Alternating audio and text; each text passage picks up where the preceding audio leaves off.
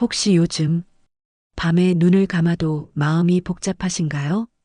사는 게 고요했으면 좋겠는데 몸도 마음도 조용할 날이 없죠. 그런데 260자밖에 안 되는 짧은 경전 하나가 수천 년 동안 사람들 마음을 조용히 만들었다면 믿으시겠어요? 오늘은 반야심경 이야기를 해보려 합니다. 스님도 아니고 학자도 아닌 제가 그저 인생을 살다 보니 이 경전이 조금은 이해되더군요. 어렵게 풀지 않겠습니다. 이야기처럼 차 한 잔 나누듯 천천히 들어주세요. 혹시 오늘 이 영상이 당신 마음에 조금의 평온을 줄 수 있다면 그걸로 충분합니다. 저는 어느 날 문득 깨달았습니다. 마음이라는 것이 정말 이상하다는 걸 말이죠.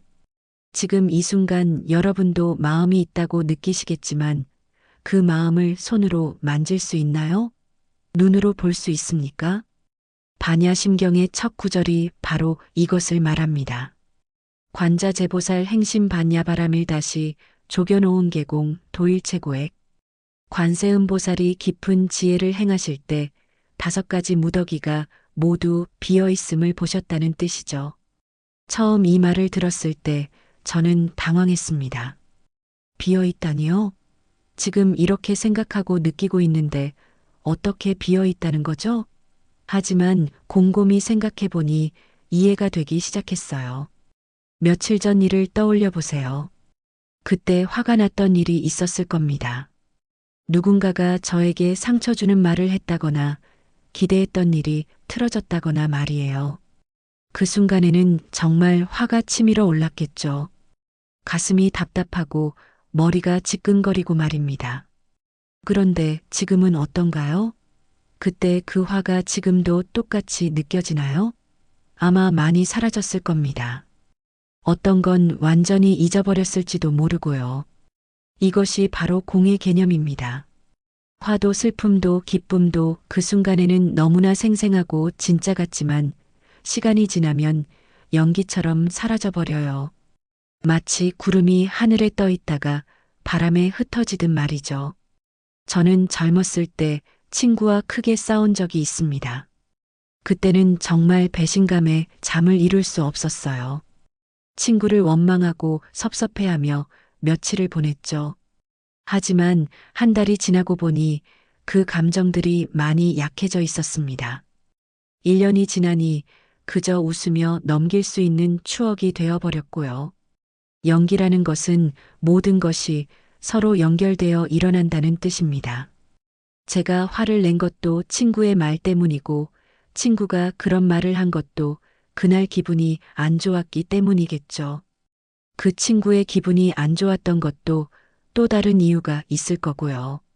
이렇게 모든 것이 연결되어 있고 영원하지 않다는 걸 알게 되면 마음이 한결 가벼워집니다. 지금 힘든 감정도 영원하지 않아요. 지금 좋은 기분도 마찬가지죠. 비움이라는 것은 아무것도 없다는 뜻이 아닙니다. 고정되어 있지 않다는 뜻이에요. 물처럼 흘러가는 것이죠. 강물이 항상 흐르듯이 우리 마음도 항상 변하고 있습니다. 저는 이것을 깨달았을 때 정말 큰 위안을 받았어요. 괴로운 감정에 빠져 있을 때 이것도 지나갈 것이다라고 생각할 수 있게 되었거든요. 동시에 좋은 순간들을 더 소중히 여기게 되었습니다. 영원하지 않으니까 더 귀한 거죠. 저는 한동안 궁금했습니다. 왜 우리는 고통스러워 할까요? 다른 동물들을 보면 배고플 때 먹고 졸릴 때 자고 위험할 때 도망가죠. 그런데 인간만 유독 복잡하게 고민하고 괴로워합니다. 반야심경에서는 이를 오온으로 설명해요. 색수상행식이라고 하는 5가지 무더기 말이죠. 쉽게 말하면 우리가 세상을 받아들이는 5가지 방식입니다. 색은 형태가 있는 모든 것들이에요. 내 몸도 보이는 사물들도 모두 색에 해당하죠. 수는 느낌입니다. 좋다, 나쁘다, 편하다, 불편하다 같은 감각이요. 상은 생각으로 떠오르는 이미지들이고 행은 마음의 작용들, 식은 의식 자체를 말합니다. 문제는 우리가 이 5가지를 내 것이라고 생각한다는 거예요. 내 몸, 내 감정, 내 생각, 내 마음이라고 붙잡고 있으니까 괴로운 겁니다. 제가 40이 넘어서면서 몸이 예전 같지 않다는 걸 느꼈어요. 계단을 오르면 숨이 차고 밤늦게 일하면 다음날 피곤함이 오래 갔습니다. 처음에는 정말 우울했어요. 내 몸이 늙어가고 있구나라고 생각하니 슬펐거든요.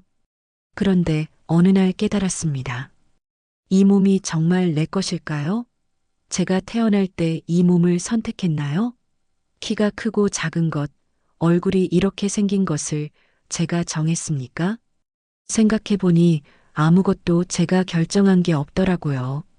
부모님도 제가 선택한 게 아니고 태어난 시대도 나라도 제가 정한 게 아니었습니다.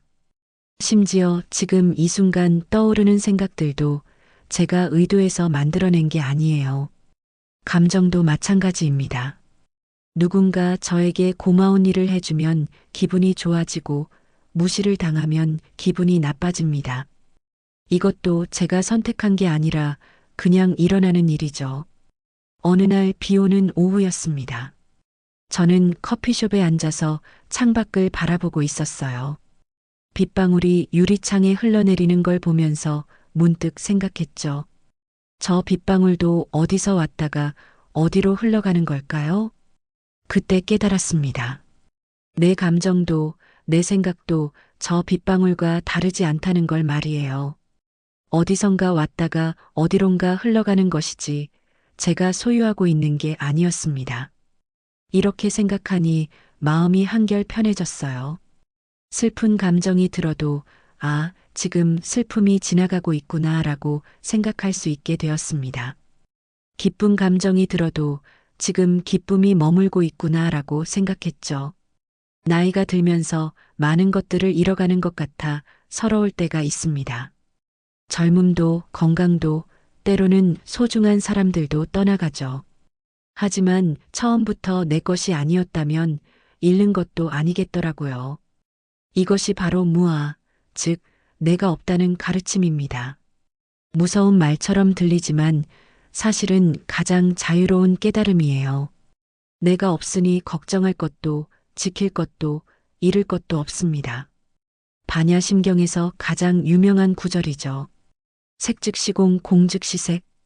형태 있는 것이 곧 비어있음이고 비어있음이 곧 형태 있는 것이다. 처음 들으면 정말 이해하기 어려운 말입니다. 저는 이 말을 이해하기 위해 오랫동안 고민했어요. 어떻게 있는 것이 없다는 걸까요? 어떻게 없는 것이 있다는 걸까요? 그러다 어느 날 아주 간단한 경험으로 이해하게 되었습니다. 제가 좋아하던 카페가 있었어요. 그곳에서 책을 읽으며 여유로운 시간을 보내곤 했죠. 분위기도 좋고 커피도 맛있어서 자주 갔습니다. 그런데 어느 날 그 카페에서 안 좋은 일이 생겼어요. 중요한 약속에 늦게 되어서 마음이 급했는데 직원이 주문을 잘못 받아서 한참을 기다려야 했거든요. 그날 이후로 그 카페가 예전 같지 않더라고요. 똑같은 공간인데 똑같은 인테리어에 똑같은 커피인데 제 마음이 바뀌니까 모든 게 달라 보였습니다. 예전에는 아늑하게 느껴지던 조명이 어둡게 보이고 친근했던 직원의 웃음도 어색하게 느껴졌어요. 이때 깨달았습니다. 카페 자체는 변한 게 없어요. 그저 제가 보는 눈이 바뀌었을 뿐이죠. 그 카페에는 아늑함이라는 고정된 성질이 있는 게 아니었습니다. 제 마음의 상태에 따라 아늑하게도 불편하게도 느껴지는 거였어요. 이것이 바로 색즉시공입니다. 모든 형태 있는 것들이 고정된 본질을 갖고 있지 않다는 뜻이에요. 그 카페는 아늑한 카페도 아니고 불편한 카페도 아닙니다. 그냥 카페일 뿐이죠. 반대로 공즉시색도 이해할 수 있었어요. 아무런 고정된 성질이 없기 때문에 오히려 무엇이든 될 수 있다는 뜻이거든요. 그 카페는 제 마음에 따라 휴식처가 될 수도 있고 스트레스를 주는 곳이 될 수도 있습니다. 사람도 마찬가지예요. 저에게는 까다로운 상사가 있었습니다. 처음에는 정말 힘들었어요. 무엇을 해도 만족해야 하지 않는 것 같았고 항상 더 많은 것을 요구했거든요. 그런데 시간이 지나면서 그분의 다른 면을 보게 되었습니다. 까다로운 것이 아니라 완벽을 추구하는 거였어요. 저를 힘들게 하려는 것이 아니라 더 나은 결과를 위해서였습니다. 제 마음이 바뀌니까 같은 사람이 완전히 다르게 보였어요. 이렇게 깨달으니 세상을 보는 눈이 달라졌습니다. 좋은 일이 생겨도 이것도 영원하지 않겠구나라고 생각하고 나쁜 일이 생겨도 이것도 내가 보는 관점에 따른 거구나라고 생각할 수 있게 되었어요. 길을 걷다가 예쁜 꽃을 보면 예쁘다고 생각합니다. 하지만 그 꽃에 예쁨이라는 성질이 붙어 있는 건 아니에요. 제가 예쁘다고 느끼는 마음이 있을 뿐이죠. 누군가는 그 꽃을 보고 별로라고 생각할 수도 있고 또 누군가는 알레르기 때문에 피하고 싶어 할 수도 있습니다. 이것을 이해하면 다른 사람과 의견이 다를 때도 편해집니다. 내가 옳고 저 사람이 틀렸다가 아니라 우리가 다르게 보고 있구나라고 생각할 수 있거든요. 현실에서 이걸 어떻게 적용할까요? 매일 아침 일어나서 거울을 볼 때 오늘은 어떤 마음으로 세상을 볼까? 라고 생각해 보세요. 같은 하루라도 감사한 마음으로 보면 축복으로 보이고 불평하는 마음으로 보면 고통으로 보입니다. 반야심경에는 무한이비설신이라는 구절이 나와요. 눈도 귀도 코도 혀도 몸도 마음도 없다는 뜻입니다. 처음에는 이상하게 들렸어요. 지금 이렇게 보고 듣고 있는데 어떻게 없다는 걸까요? 저는 우리가 얼마나 감각에 의존해서 살아가는지 깨달았습니다. 아침에 일어나면 눈으로 날씨를 확인하고 귀로 알람 소리를 듣고 코로 커피 냄새를 맡고 혀로 아침밥을 맛보고 몸으로 따뜻함과 차가움을 느끼죠. 이런 감각들이 나쁜 건 아니에요. 문제는 우리가 감각에 너무 휘둘린다는 거예요. 맛있는 음식을 보면 먹고 싶어 하고 시끄러운 소리를 들으면 짜증을 내고 추우면 불평을 하고 아픈 곳이 있으면 괴로워합니다. 제가 젊었을 때 겪은 일입니다. 좋아하던 사람이 있었는데 그 사람이 다른 사람과 친하게 이야기하는 걸 봤어요. 그냥 친구 사이의 대화였을 텐데 저는 질투가 났습니다. 보고 싶지 않은데 자꾸 쳐다보게 되고 듣고 싶지 않은데 귀가 그쪽으로 기울어졌죠. 그때는 제가 제 감각을 제어할 수 없다는 걸 느꼈어요. 마음으로는 그냥 신경 쓰지 말자라고 생각했지만 눈은 자꾸 그쪽을 보고 있었거든요. 나이가 들면서 비슷한 경험이 많아졌습니다. 누군가가 저에게 상처가 되는 말을 했을 때 그 말이 계속 귓가에 맴돌았어요. 몇 달이 지나도 그 말이 생각나면 기분이 나빠졌습니다. 또 어떤 때는 과거의 실수가 생각나서 괴로웠어요. 벌써 지나간 일인데도 그때의 부끄러움이나 후회가 마치 지금 일어나는 것처럼 생생하게 느껴졌거든요. 이런 경험들을 통해 깨달았습니다. 우리를 괴롭게 하는 건 실제 상황이 아니라 그것을 받아들이는 우리의 감각과 마음이라는 것을요. 무한이비설신이라는 것은 이 감각들에 고정된 실체가 없다는 뜻입니다.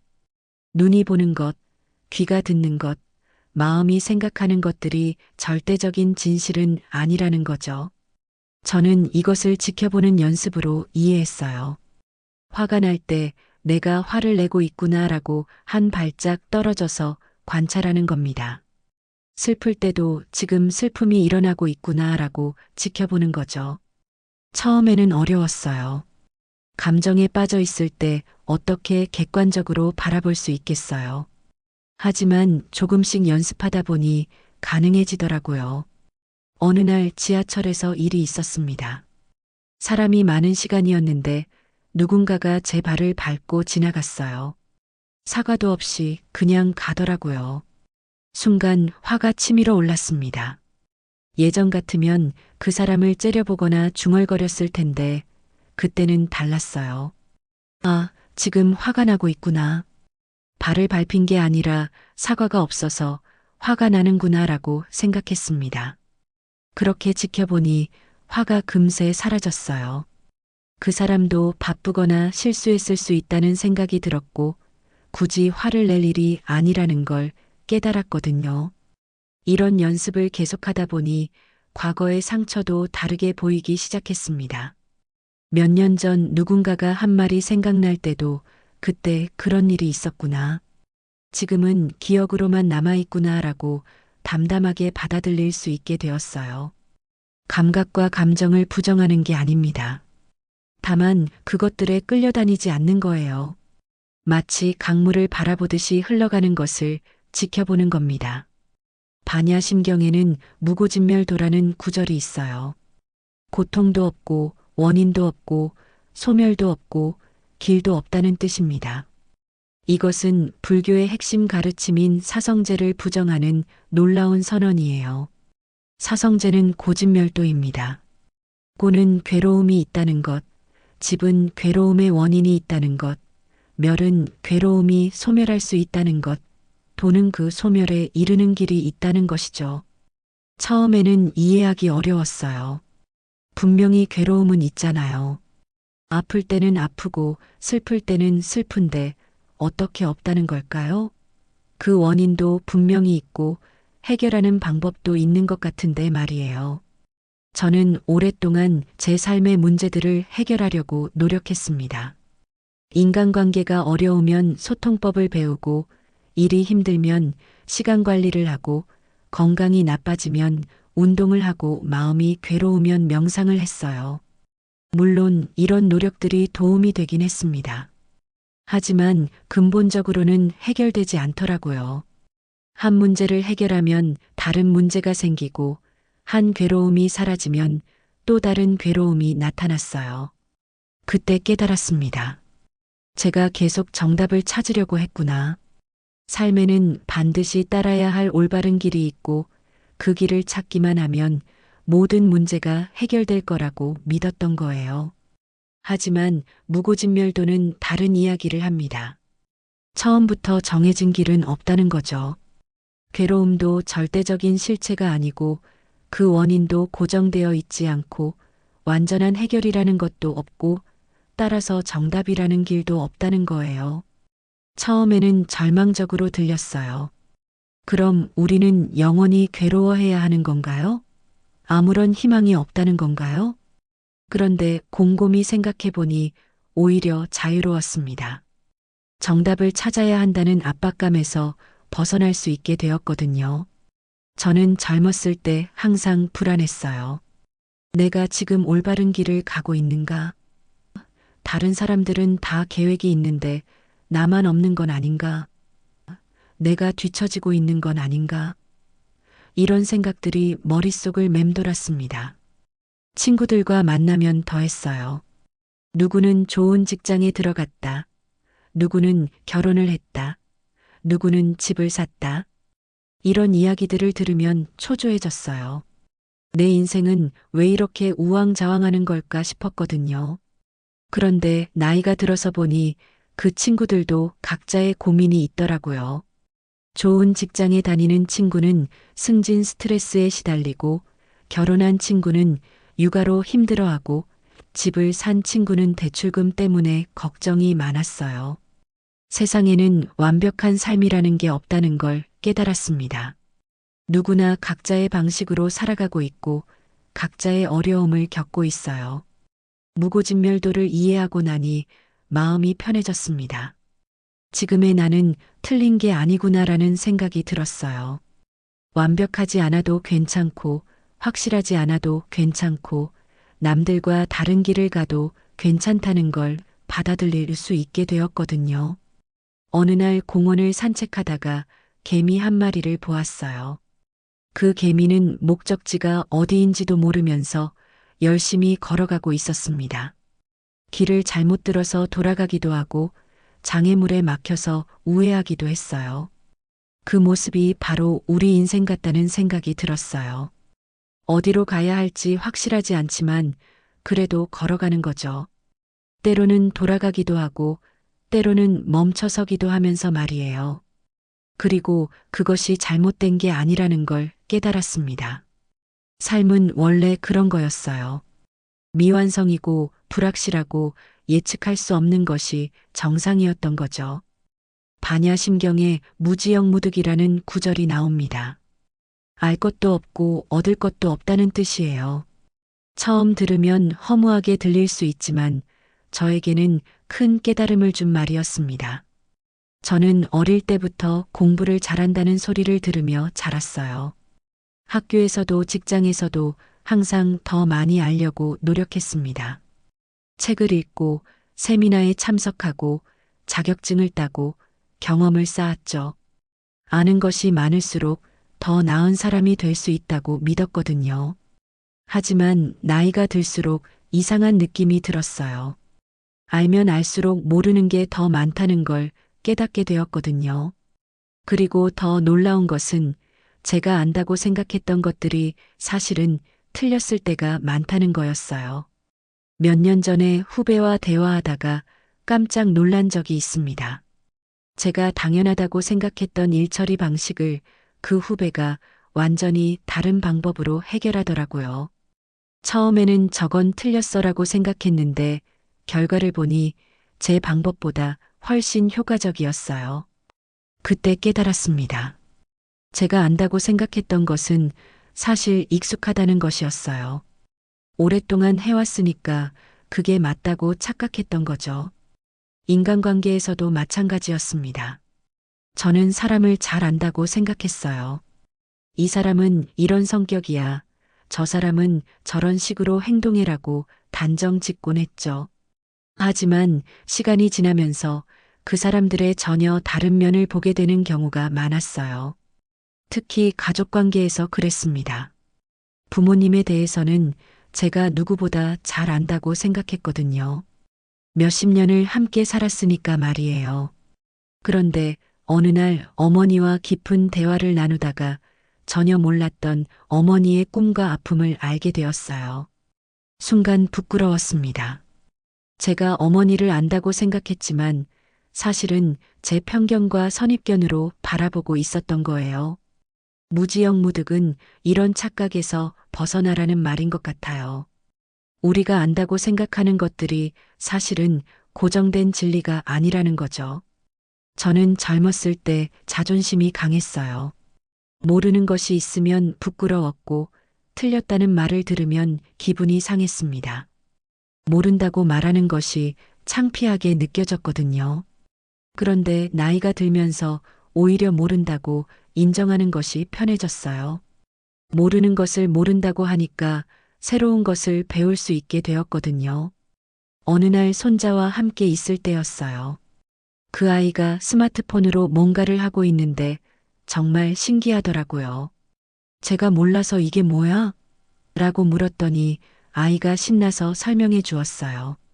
예전 같으면 내가 이런 걸 몰라서 어떻게 해라고 생각했을 텐데 그때는 달랐어요. 정말 재미있었거든요. 손자에게서 새로운 걸 배우는 것이 즐거웠어요.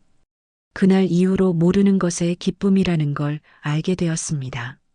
모르니까 호기심이 생기고, 모르니까 겸손해지고, 모르니까 다른 사람의 말에 귀를 기울이게 되더라고요.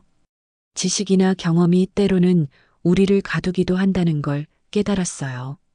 이미 알고 있다는 생각 때문에 새로운 가능성을 놓치는 경우가 많거든요. 얻을 것이 없다는 것도 마찬가지입니다. 우리는 항상 뭔가를 얻으려고 해요. 돈도, 명예도, 사랑도, 인정도. 하지만 정작 얻고 나면 또 다른 걸 원하게 되죠. 저도 그랬어요. 승진을 하면 행복할 줄 알았는데 승진을 하고 나니 더 큰 책임감에 스트레스를 받았어요. 집을 사면 안정될 줄 알았는데 집을 사고 나니 관리할 일이 늘어서 오히려 바빠졌죠. 무지영무득을 깨닫고 나니 마음이 한결 가벼워졌습니다. 알아야 할 것도 얻어야 할 것도 없다면 지금 이 순간 그대로도 충분하다는 생각이 들었거든요. 모른다는 용기를 갖게 되었고 비우는 지혜를 배우게 되었어요. 그리고 그것이 진정한 자유라는 걸 느꼈습니다. 반야심경에 이십무계라는 구절이 있어요. 이런 까닭에 마음에 걸림이 없다는 뜻입니다. 저는 이 말을 처음 들었을 때 정말 그럴 수 있을까? 라고 의문이 들었어요. 우리가 살면서 마음에 걸리지 않는 일이 어디 있겠어요. 과거의 실수도 후회되고 현재의 문제들도 걱정되고 미래에 대한 불안도 있고 말이죠. 저 역시 그런 사람이었습니다. 젊었을 때는 특히 심했어요. 누군가에게 상처를 받으면 며칠 동안 그 생각만 했고 실수를 하면 몇 달 동안 후회했어요. 밤에 잠자리에 누우면 하루 종일 있었던 일들이 머릿속을 맴돌았죠. 가장 힘들었던 것은 죄책감이었어요. 어릴 때 부모님께 불효한 것 같아서 미안했고 친구들에게 좋지 않은 모습을 보인 것 같아서 부끄러웠고 일에서 실수한 것 때문에 동료들에게 폐를 끼친 것 같아서 괴로웠어요. 특히 나이가 들면서 후회할 일들이 더 많아졌습니다. 그때 다른 선택을 했다면, 좀 더 용기를 냈다면, 조금만 더 신중했다면 이런 생각들이 끊이지 않았어요. 어느 날 밤 잠이 오지 않아서 이런저런 생각에 빠져 있었습니다. 10여 년 전에 있었던 일인데 친한 친구와 다툰 일이 생각났어요. 그때 제가 감정적으로 말한 것 때문에 그 친구가 상처를 받았거든요. 물론 나중에 화해는 했지만 그날 밤 그 일이 다시 생각나니 마음이 무거워졌어요. 내가 왜 그랬을까? 좀 더 차분했다면 좋았을 텐데 이런 후회가 밀려왔죠. 그때 문득 깨달았습니다. 지금 저를 괴롭게 하는 건 10여 년 전에 그 상황이 아니라는 걸 말이에요. 그 상황은 이미 지나갔고 친구와도 화해했는데 지금 저를 괴롭게 하는 건 그 일에 대한 제 생각이었어요. 그 순간 이신무계의 뜻이 조금 이해되었습니다. 마음의 걸림이라는 것이 밖에서 오는 게 아니라 내 마음이 만들어내는 것이라는 걸 깨달았거든요. 억울한 일을 당했을 때도 마찬가지였어요. 몇 년 전에 직장에서 불합리한 대우를 받은 적이 있었습니다. 제가 한 일에 대한 공로를 다른 사람이 가져간 거예요. 그때는 정말 화가 났죠. 하지만 시간이 지나고 보니 그 일로 인해 제가 얻은 것도 있었어요. 더 단단해졌고 사람을 보는 눈이 생겼고 무엇보다 그런 일에 연연하지 않는 법을 배웠거든요. 그런데도 가끔 그 일이 생각나면 여전히 기분이 나빠졌어요. 상황은 이미 끝났는데 제 마음이 그것을 계속 붙잡고 있었던 거죠. 저는 나이 들어서 스스로를 미워하는 사람들을 많이 봤어요. 내가 왜 이럴까? 내가 왜 이렇게 부족할까? 다른 사람들은 다 잘 사는데 나만 이 모양이야. 이런 식으로 자신을 탓하는 거예요. 저도 그런 때가 있었습니다. 특히 건강이 나빠지고 체력이 떨어질 때 그랬어요. 예전만큼 일을 할 수 없고 기억력도 예전 같지 않고 몸도 여기저기 아프니까 자꾸 한심하다는 생각이 들었거든요. 그런데 어느 날 거울을 보다가 생각했어요. 이 사람은 지금까지 정말 열심히 살았구나. 완벽하지는 않았지만 나름대로 최선을 다했고 많은 사람들을 사랑했고 사랑받으면서 살아왔더라고요. 그때부터 나를 미워하지 않는 연습을 시작했어요. 실수를 해도 그럴 수 있어. 부족해도 괜찮아. 늙어가는 것도 자연스러운 일이야 라고 생각하려고 했죠. 처음에는 어색했어요. 평생 자신에게 엄격했던 사람이 갑자기 관대해지기는 쉽지 않았거든요. 하지만 조금씩 연습하다 보니 가능해졌어요. 나를 위로하는 방법도 배웠습니다. 힘든 일이 있을 때 수고했어. 잘했어. 이제 쉬어도 되라고 스스로에게 말해주는 거예요. 마치 사랑하는 사람에게 하듯이 말이죠. 그렇게 하니까 정말로 마음의 걸림이 줄어들었어요. 과거의 일들도 그때는 그럴 수밖에 없었구나라고 이해할 수 있게 되었고, 현재의 부족함도 지금의 내 모습도 소중해라고 받아들일 수 있게 되었거든요. 결국 내 마음을 괴롭게 하는 건 다른 사람도 상황도 아니었어요. 바로 저 자신이었습니다. 그리고 그것을 알게 되니까 오히려 희망이 생겼어요. 다른 건 바꿀 수 없지만 내 마음은 제가 바꿀 수 있으니까요. 반야심경의 마지막은 아제아제 바라아제 바라승아제 보리사바하로 끝납니다. 가자 가자 저 언덕으로 가자 함께 저 언덕으로 가자 깨달음이여 이루어지이다. 이 구절을 처음 들었을 때 가슴이 뭉클했어요. 저는 오랫동안 인생을 목적지가 있는 여행이라고 생각했습니다. 어떤 곳에 도달하면 모든 것이 완성될 거라고 믿었어요. 좋은 학교를 나와서 좋은 직장에 들어가서 좋은 사람과 결혼해서 아이들을 잘 키우고 돈도 모으고 건강도 챙기면 행복한 삶이 완성될 거라고 생각했죠. 하지만 나이가 들어보니 그런 완성이라는 게 없더라고요. 하나를 이루면 또 다른 목표가 생기고 한 문제를 해결하면 새로운 문제가 나타났어요. 그때 깨달았습니다. 인생은 완성되는 게 아니라 계속 가는 거라는 것을요. 아제아제 가자 가자. 끝이 없는 길을 계속 걸어가는 거였어요. 젊었을 때는 이것이 절망적으로 느껴졌을 거예요. 영원히 불완전한 채로 살아야 한다니 얼마나 피곤한 일인가요?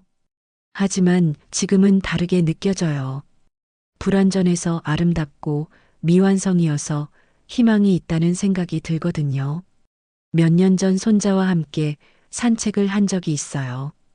그 아이가 길에서 예쁜 돌멩이를 하나 주었더라고요. 한참을 들여다보더니 저에게 보여주면서 할아버지, 이거 예뻐요라고 했어요. 제가 보기에는 그냥 평범한 돌멩이였는데 그 아이 눈에는 정말 예쁘게 보였나 봐요. 그 순간 깨달았습니다. 우리가 찾는 보물은 멀리 있는 게 아니라 바로 지금 여기에 있다는 것을요. 바라아제, 저 언덕으로 가자. 이 말도 처음에는 어딘가 다른 곳을 향해 가라는 뜻인 줄 알았어요. 더 높은 곳, 더 좋은 곳으로 말이죠. 하지만 지금은 다르게 이해해요. 저 언덕은 바로 지금 이 순간이 아닐까 싶어요. 과거도 미래도 아닌 지금 이 자리에서 깨어 있자는 뜻 같거든요. 어제 아침 일찍 일어나서 창밖을 보니 아름다운 새벽이었어요. 아직 해가 완전히 뜨기 전인데 하늘이 연한 주황색으로 물들어 있더라고요. 평소 같으면 그냥 지나쳤을 텐데 그날은 한참 동안 바라봤어요. 그 순간이 바로 저 언덕이었던 것 같아요. 특별할 것도 없는 평범한 아침이었지만 깨어있는 마음으로 바라보니 정말 아름다웠거든요. 바라승아제, 함께 가자. 이 말이 특히 가슴에 와 닿아요. 혼자 가는 길이 아니라 함께 가는 길이라는 뜻이잖아요. 저는 젊었을 때 남들보다 앞서가려고 노력했어요. 경쟁에서 이기고 더 빨리 성공하고 더 많이 가지려고 했죠. 하지만 그런 식으로 살다 보니 외로웠어요. 항상 혼자였거든요. 나이가 들면서 깨달았습니다. 진정한 행복은 함께 걸을 때 느낄 수 있다는 것을요. 가족과 함께, 친구들과 함께, 때로는 처음 만난 사람과도 함께 말이에요. 며칠 전에 병원에서 검사를 받다가 옆자리에 앉은 할머니와 이야기를 나눴어요. 그분도 저와 비슷한 나이였는데 살아온 이야기가 정말 흥미로웠어요. 젊었을 때 겪은 어려움도 자식들을 키우며 느꼈던 기쁨도 지금의 건강 걱정도 비슷했거든요. 그때 느꼈어요. 아, 우리는 다 함께 가고 있구나. 다른 길 같아 보여도 결국은 같은 방향으로 걸어가고 있다는 생각이 들었어요. 보리사바, 깨달음이여 이루어지이다. 마지막 이 구절을 들으면 뭔가 장엄하고 완성된 느낌이 들어요. 하지만 저는 이것도 다르게 이해해요. 깨달음이라는 것이 어떤 특별한 상태에 도달하는 게 아니라 바로 이렇게 걸어가는 것 자체가 아닐까 싶거든요. 완전하지 않은 채로 때로는 넘어지기도 하고 돌아가기도 하면서 그래도 계속 걸어가는 것 말이에요. 어제 저녁에 혼자 산책을 하다가 생각했어요. 제가 지금까지 살아온 길을 돌아보니 정말 우여곡절이 많았더라고요. 계획했던 대로 되지 않은 일도 많고 후회되는 선택도 있고 아직도 부족한 부분이 많아요. 하지만 그 모든 것이 저를 지금의 제가 되게 했다는 생각이 들었어요. 완벽하지 않지만 나름대로 의미 있는 길이었다는 거죠. 반야심경은 우리에게 완성을 약속하지 않습니다. 대신 오늘 하루를 조금 더 가벼운 마음으로 살라고 말해요. 어제의 후회에 매여 있지 말고 내일의 걱정에 앞서가지 말고 바로 지금 이 순간을 살아가라고 하죠. 저는 이제 매일 아침 일어날 때 생각해요. 오늘도 다시 걸어가는 날이구나. 어디로 가는지 확실하지 않지만 그래도 걸어가는 거예요.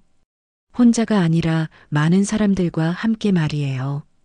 그리고 그것만으로도 충분하다는 걸 느껴요. 완벽하지 않아도 확실하지 않아도 때로는 힘들어도 괜찮아요. 아재아재 바라아재. 가자, 계속 가자. 오늘도 내일도 그렇게 걸어가면 되는 거니까요. 이런 내용들이 공감과 재미가 있었다면 구독 버튼을 눌러주세요. 좋아요와 댓글도 큰 힘이 됩니다. 여러분의 경험과 생각을 댓글로 나눠주시면 서로에게 위로가 될 것입니다. 다음 영상에서도 더 유익한 내용으로 찾아뵙겠습니다. 모든 분들이 평안하시길 기원합니다.